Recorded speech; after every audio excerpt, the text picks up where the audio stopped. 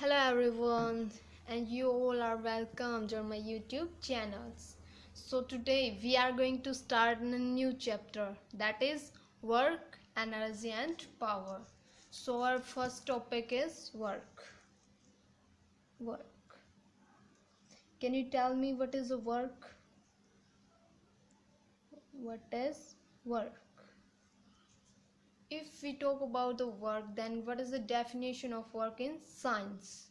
Work is said to be done by a force when the body is displaced, actually through some distance in the direction of applied force. क्या अगर हम definition कैसे लिख सकते हैं work की कि हम वर्क को तभी मान सकते हैं जब मान लो कोई भी एक आपकी बॉडी है वो डिस्प्लेस हो रही है। डिस्प्लेस क्यों हो रही है? क्योंकि उस पर कोई एक्सटर्नली फोर्स लग रहा है। उस फोर्स की वजह से अगर वो डिस्प्लेस हो रही है तो हम बोलेंगे कि वहाँ पे वर्क हो रहा है। क्या है? The body is displaced. What is a work in which a body displaced? A body displaced when in the direction of applied force.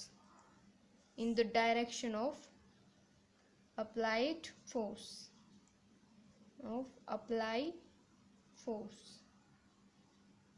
What is a work? Body displaced in the direction of applied force. Then we can say that it a work. Or if we simply talk about work, then it's a measurement of energy transfer, and that occur when an object move over a displacement or over a distance, that is by an external force.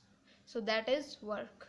And the direction of force and in which the work is toward the direction of applied force. ठीक है, तो यहाँ पे अगर कोई भी body displace हो रही है और उसकी डायरेक्शन जो हमने फोर्स अप्लाई किया है उसी की डायरेक्शन में है तो हम बोलेंगे it's work. And in which in a science, if a coolie is carrying a load on his head and waiting for the arrival of the train, then he is not performing any work in the scientific sense. क्योंकि वो वहाँ पे कोई भी काम नहीं कर रहा है, क्योंकि वो डिस्टेंस और या फिर डिस्प्लेसमेंट कुछ कवर नहीं किया है उसने. वो बस वेट कर रहा है एक जगह पे खड़ा होकर, बट अपने सिर पे उसने लोड कर रखा है, तो वहाँ पे हम उसको वर्क नहीं बोलेंगे. वर्क क्या होता है? When a body is displaced in the direction of applied force. Okay, so अगर हम बात करें work done by a constant force, अगर एक कांस्टेंट फोर्स लग रहा है उसके द्वारा वर्क कैसे किया जाएगा? मान लो आपका ये कोई भी ऑब्जेक्ट है, अगर हमने इस पे लगाया फोर्स इस डायरेक्शन में तो क्या हो जाएगा? ये डिस्प्लेसमेंट या कुछ डिस्टेंस कवर करेगा. जैसे यहाँ पे था, अगर फोर्स अप्लाई किया तो ये यहाँ पर आ गया. इसने डिस्टेंस कवर की इतनी, यहाँ से लेकर यहाँ से पॉइंट ए से लेकर पॉइंट बी तक, और इस डिस्प्लेसमेंट को हमने बोल दिया एस. इस डिस्टेंस को हमने शो कर दिया एस से. तो ये क्या है आपका? Work done when force and displacement are in the same direction. Okay, so work done on the body by the force. How much? Work done on the body by the force F dot S. We can simply say that work is the product of force applied in a body and a distance which is covered by an object after applying a force F. So work done by a force is the dot product of force and displacement. Okay, अब अगर बात करें हम work done की, अगर किसी भी incline plane पे है तो कैसे वर्क डन कैसे करेगा? वहाँ पे इसका फॉर्मूला यूज कैसे होगा आपका? जैसे work done when a force and displacement are incline to each other. The force और आपकी डिस्प्लेसमेंट इंक्लाइन होंगी तो क्या केस आएगा आपका? जैसे ये कोई भी ऑब्जेक्ट है आपका, यहाँ पे फोर्स मान लो यहाँ पे लग रही है एफ एक्स और यहाँ पे आपकी फोर्स एफ है और यहाँ पे लग गई आपकी डायरेक्टली एफ. ये आपकी होगी एफ एक्स, ये होगी आपकी एफ वाई और एफ एक्स. ठीक है, क्योंकि ये एक्स एक्सिस में ये वाई एक्सिस में, इनको कंपोनेंट फॉर्म में लिखेंगे तो एक्स और वाई की फॉर्म में लिखते हैं या फिर जेड की फॉर्म में अगर 3 डायमेंशन में है तो। इफ़ केस यहाँ पे क्या होता है आपका, अगर मान लो ये आपका एंगल हो गया यहाँ पे थीटा, इसके और इसके बीच में, अगर मान लो if F x along the direction of displacement, ये एफ एक्स है, ये डिस्प्लेसमेंट की डायरेक्शन में है और डिस्प्लेसमेंट हमने मान रखा है एस, तो यहाँ पे क्या आ जाएगा आपका magnitude of F X is equal to F cos theta, क्योंकि थीटा जहाँ पे होगा थीटा के अलॉन्ग कौन सा कंपोनेंट होगा आपका कोस थीटा, और उसके थीटा के परपेंडिकुलर में क्या होगा आपका sine theta. Same in the second case, if F Y है जो आपका, if F Y along perpendicular to the displacement S, then what is our case, F Y is equal to क्या हो जाएगा आपका F sine theta, F sine theta. But अगर ये यहाँ पे परपेंडिकुलर है तो परपेंडिकुलर में साइन थीटा साइन 90 की वैल्यू क्या होती है आपकी 0, तो क्या आ जाएगा यहाँ पे आपका F S cos theta. So work done क्या हो जाएगा आपका, वर्क डन हो जाएगा आपका F into S, F dot S, और एफ डॉट एस, एफ को एफ की वैल्यू यहाँ पे क्या आई आपकी एफ कोस थीटा, तो हम लिख सकते हैं F cos theta into displacement, और वर्क डन क्या हो जाएगा आपका completely F S cos theta. So work done क्या हो गया आपका एक constant, when a force and displacement are inclined to each other then in that case work done is equal to F S cos theta. ठीक है, अगर आपका case देखते हैं इसमें, अगर मान लो F and force and displacement are in the same direction, अगर ये सेम डायरेक्शन में होंगे तो थीटा क्या हो जाएगा आपका 0 डिग्री, और अगर एफ एस कोस 0 डिग्री हो गया तो कोस 0 डिग्री की वैल्यू आपकी 1, F S into 1 is equal to हो जाएगा आपका एफ एस, वर्क की वैल्यू हो जाएगी आपकी F S when force and displacement are in a same direction, and in a second case when force and displacement are perpendicular to each other, अगर वो perpendicular direction में हो गए force और डिस्प्लेसमेंट तो क्या हो जाएगा आपका कोस थीटा में थीटा की वैल्यू हो जाएगी आपकी 90 डिग्री, और कोस 90 क्या होता है 0, that is no work done by the force when a body moves in a direction perpendicular to the force, अगर इस डायरेक्शन में आपका फोर्स लग रहा है डिस्टेंस की डिस्प्लेसमेंट के परपेंडिकुलर में, तो वहाँ पे आपका कोई फोर्स नहीं होगा। जैसे मैंने आपको एग्जांपल दिया था, if a coolie is carrying a load, अगर यहाँ पे कोई कूली है ये मान लो आपका, अगर ये लोड यहाँ पे रख रहा है तो फोर्स क्या है आपका ऊपर की तरफ लग रहा है, और डिस्प्लेसमेंट आपकी इस तरफ हो जाएगी, तो क्या कह सकते हैं if a coolie is carrying a load on his head then no work done by the coolie in this case because it's perpendicular direction with the displacement. ठीक है, अगर हम बात करें इसकी डायमेंशन की और यूनिट्स की तो क्या होती है आपकी, और डायमेंशन फॉर्मूला लगाएंगे उससे पहले आप इसकी यूनिट के बारे में देखते हैं, क्योंकि यूनिट से ही हम इसका डायमेंशन फॉर्मूला निकाल लेंगे फिर। ठीक है, अगर यूनिट की बात करें तो आपकी यूनिट क्या होती है, एक तो एब्सोल्यूट यूनिट होती है, एक ग्रेविटेशनल यूनिट होती है। आपकी एब्सोल्यूट क्या होती है, work done is said to be one absolute unit if an absolute unit of force displaced by a body through unit distance. ठीक है, वर्क डन को हम absolute unit one absolute unit तब कह सकते हैं जब इसके द्वारा कोई भी ऑब्जेक्ट को डिस्प्लेसमेंट किया जाएगा 1 यूनिट डिस्टेंस के द्वारा, और उस पर जो फोर्स होगा वो होगा आपका एब्सोल्यूट यूनिट में। ठीक है, in the direction of force तो क्या होती है आपकी न्यूटन मीटर। ठीक है, if we talk about the unit of work done then what is unit, the formula of work is F into S cos theta. तो क्या हो जाएगा यहाँ पे फोर्स को हम किस चीज़ में मेजर करते हैं न्यूटन में, और डिस्टेंस को मीटर में, तो क्या हो जाएगी आपकी वर्क की यूनिट न्यूटन मीटर।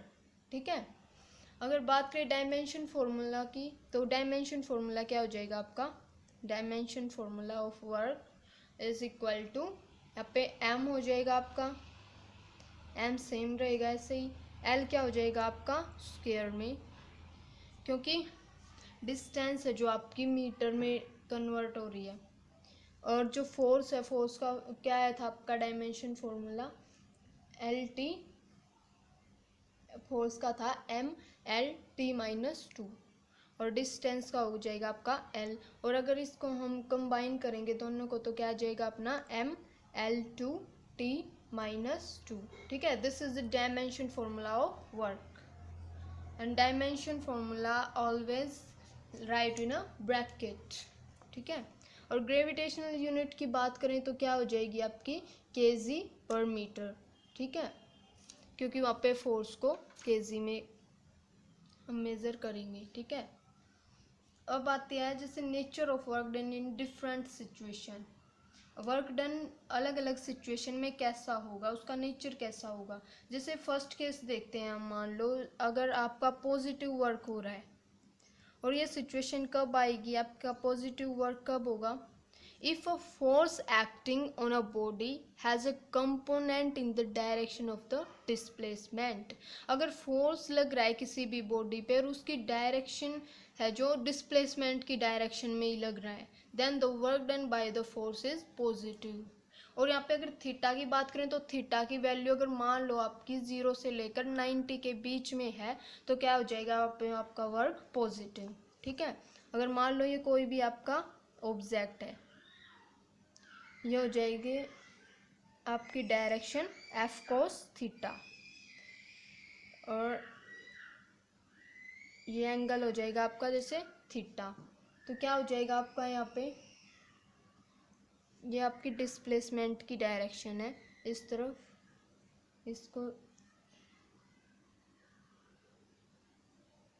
इसको मिला देते हैं तो क्या होता है, यहाँ पे आपका वर्क डन है एफ एस कोस थीटा हो जाएगा, work done is equal to, work done is equal to F S cos theta, क्योंकि यहाँ पे जो है पॉजिटिव वैल्यू आएंगी आपकी। ठीक है, क्योंकि जो डायरेक्शन डिस्प्लेसमेंट की है वही डायरेक्शन आपके ऑब्जेक्ट की है, डिस्टेंस की है, उसी डायरेक्शन में आपका फोर्स लग रहा है एफ एस कोस थीटा, तो यहाँ पे हो जाएगा आपका पॉजिटिव वर्क डन। जैसे अगर हम एग्जाम्पल की बात करते हैं तो when a load is lifted then the lifting force is displacement act in the same direction, that is force, so the work done by the lifting force is positive। जैसे कोई भी आपका लोड है उसको उठाते हैं हम, तो जो लिफ्टिंग फोर्स होता है और जो डिस्प्लेसमेंट होती है वो सेम डायरेक्शन में होती है, तो वहाँ पे क्या होता है आपका वर्क डन पॉजिटिव होता है। और जैसे एक स्प्रिंग का एग्जांपल लेते हैं हम, अगर स्प्रिंग होता है उसको स्ट्रेच किया जाता है तो वर्क डन वहाँ पे क्या हो जाएगा स्ट्रेचिंग फोर्स में पॉजिटिव, क्योंकि जिस तरफ आपकी डायरेक्शन है उसी तरफ फोर्स लग रहा है, तो ये हो गया आपका positive work. I think you will understand it. And the negative work कब कब होता है आपका नेगेटिव वर्क, जैसे कोई भी आपका ये ऑब्जेक्ट ले लिया हमने, ये डिस्प्लेसमेंट की डायरेक्शन हो गई आपकी इस तरफ, और अगर मान लो इस ऑब्जेक्ट पे फोर्स लग रहा है आपका अपोजिट साइड में, और ये एंगल है आपका theta, theta is greater than 90 degree. जब आपका थीटा 90 डिग्री से ज़्यादा हो तो क्या हो जाएगा यहाँ पे हमारा नेगेटिव फोर्स, क्योंकि हमारे यहाँ पे डिस्टेंस और जो फोर्स अप्लाई हो रहा है उसकी डायरेक्शन सेम नहीं है, उसकी डायरेक्शन अपोजिट है। So if a force acting on the body has a components in opposite direction of displacement then the work done is negative। अगर opposite direction में है तो आपका work done हो जाएगा negative, and if theta is greater than 90। तो ये दो आपकी जो इसमें पॉइंट है जो याद कर, जिससे हमें पता लगता है कि ये हमारा यहाँ पे नेगेटिव वर्क हो रहा है। अगर हम एग्जाम्पल की बात करें तो क्या है, जैसे when brakes are applied to a moving car then the work done by the braking force is negative, क्योंकि गाड़ी आगे की तरफ जा रही है और उस पर फोर्स किस तरफ लग रहा है, जैसे फ्रिक्शनल फोर्स होता है तो किस तरफ लग रहा है हमारा, वो पीछे की तरफ, मीन्स अपोजिट डायरेक्शन में लग रहा है. So we can say that here the body act as a negative work because the braking force and the displacement act in opposite direction. ठीक है.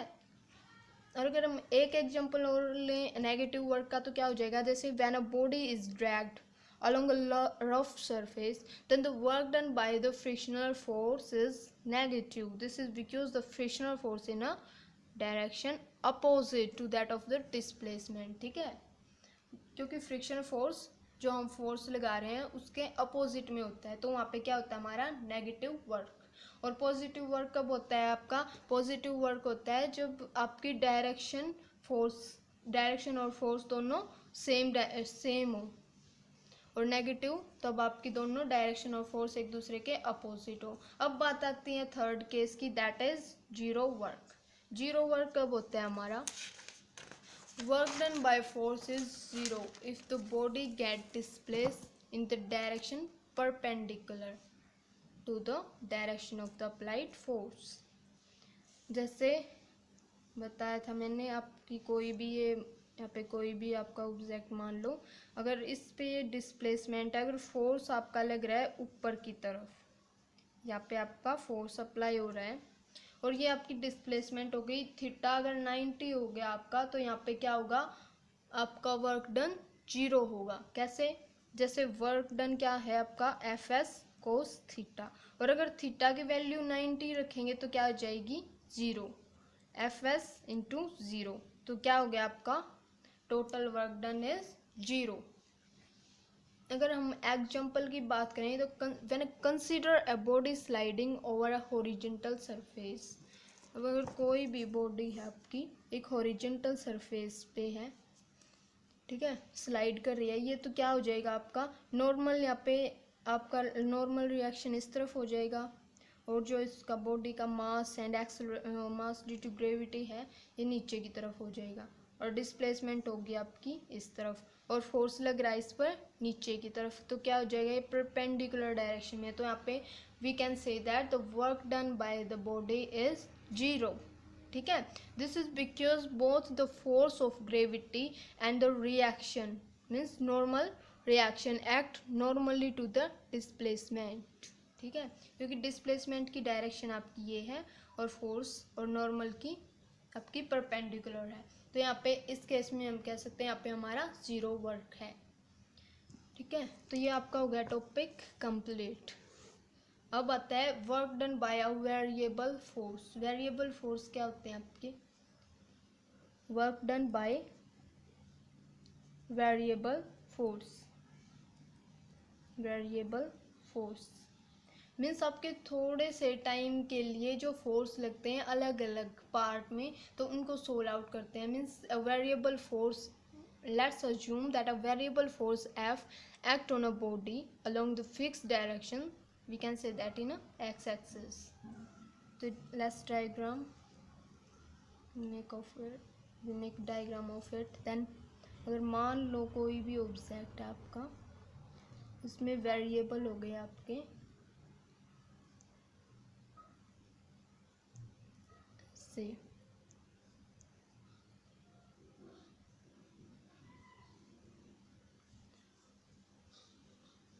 अगर यहाँ पे आपका वेरिएबल फोर्स निकालना है इस पॉइंट पे, तो इसको मान लेंगे डिस्टेंस हो जाएगी अपनी, ये हो जाएगा x1 xi से x फाइनल, और आपके यहाँ पे जो डिस्टेंस है वो हो जाएगी डेल x. ठीक है, ये पॉइंट ये आपका हो जाएगा x एक्सिस और ये हो जाएगा आपका फोर्स fx.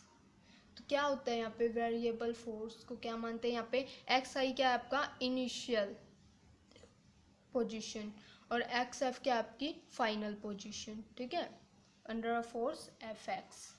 तो क्या होता है, अगर adding areas of all rectangle, अगर इन सभी रेक्टेंगल के एरिया को हम ऐड कर देते हैं, then we get the total work done. तो टोटल वर्क डन मिलेगा हमें, और टोटल वर्क डन कैसे निकालेंगे हम, work done is equal to sigma of X I by X I to X F, initial से फाइनल तक, क्योंकि हमने सभी रेक्टेंगल को ऐड कर दिया तो इसलिए यहाँ पे हम समेशन का यूज करते हैं।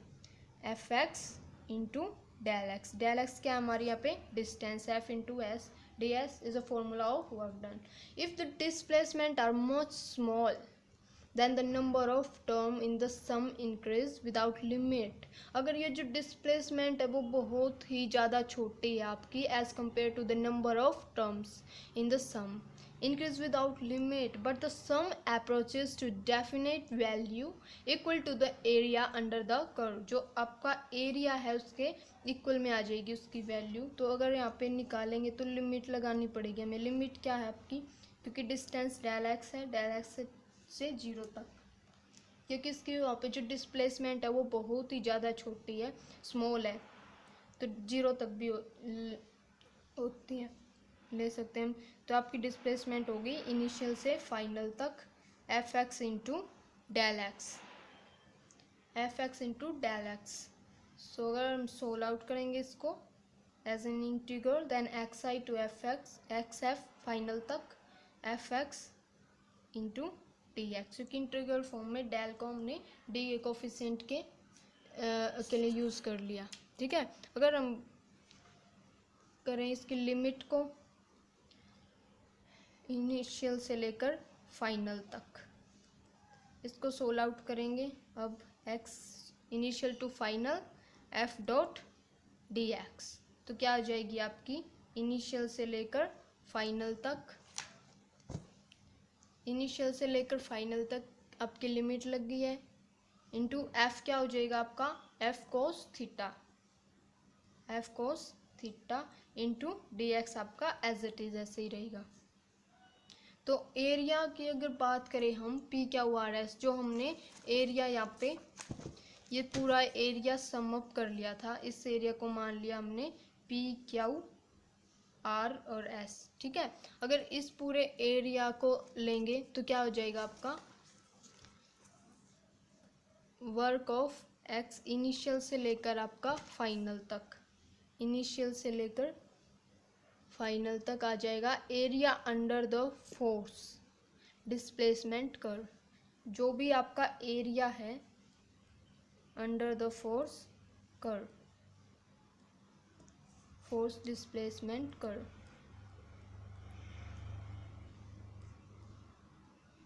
जो भी आपका एरिया है यहाँ पे area under the force and displacement curve, ये जितना भी एरिया है ये आ जाएगा आपका वर्क के इक्वल में। ठीक है, for a varying force the work done is equal to the definite integral of the force over the given displacement. ठीक है, अगर इसको हम कंपोनेंट फॉर्म में लिखें तो कंपोनेंट फॉर्म में क्या हो जाएगा आपका, जैसे वर्क डन हो जाएगा आपका डब्ल्यू एक्स आई से लेकर आपकी लिमिट हो जाएंगी एफ तक।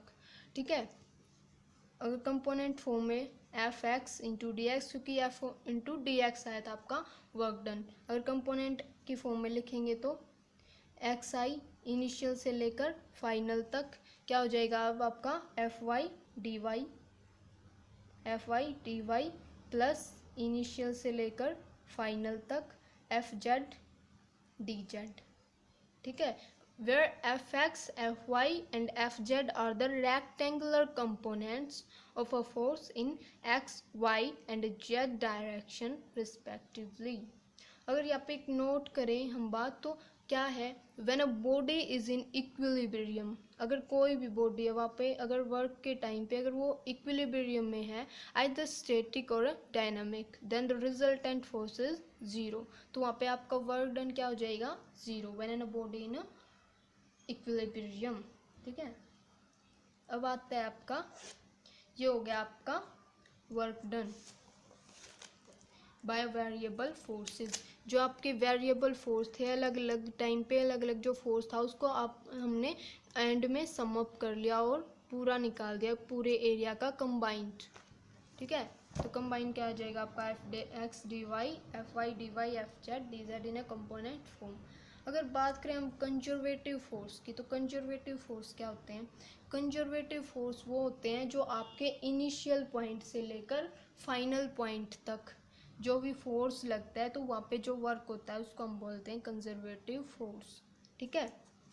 वो जो उस पे जो उसने पाथ फॉलो किया है उसको वर्क को करने में, या डिस्टेंस जहाँ से जहाँ तक भी डिस्प्लेस किए डिस्टेंस है, वहाँ पे जो पाथ उसने फॉलो किया वो मैटर नहीं करता आपका, ठीक है। If the work done by the force in displacing an object depend only on the initial and final position of the object, not on the nature of the path। उसके nature पे depend नहीं करेगा, किस पे depend करेगा, आपके initial और final पे।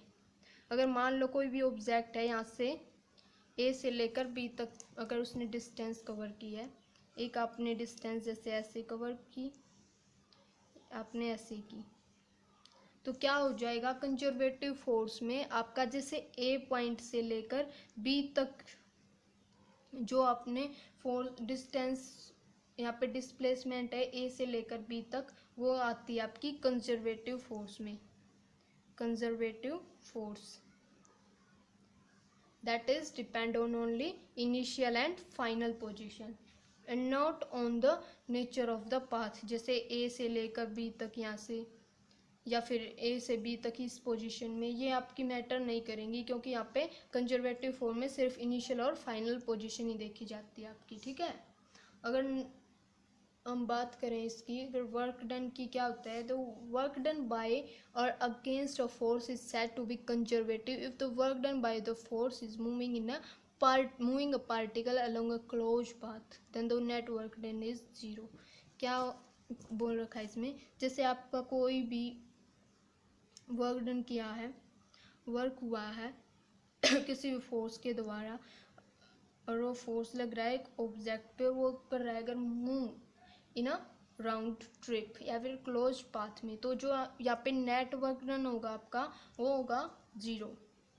क्यों होगा जीरो? क्योंकि मान लो अगर कोई भी ऑब्जेक्ट यहाँ से मूव कर रहा है, ये मान लो अगर उसका इनिशियल है तो उसका फाइनल पॉइंट क्या कहाँ पे है, फाइनल भी उसका अगर वो क्लोज पाथ में मूव करेगा तो यहीं पे आएगा। और इनिशियल और फाइनल अगर जहाँ पे पॉइंट है तो वहाँ पे हमारा हो जाएगा कंजर्वेटिव फोर्स। तो यहाँ पे उसी पॉइंट पे वापस आ रहे हैं हम। Same in the as a case of displacement, जैसे डिस्प्लेसमेंट में होता है ना, सेम ऐसे ही अगर ये मूव कर रहा है यहाँ पे तो इसका इनिशियल और फाइनल पॉइंट नहीं है, तो क्या हो जाएगा आपका यहाँ पे नेटवर्क डन जीरो, ठीक है।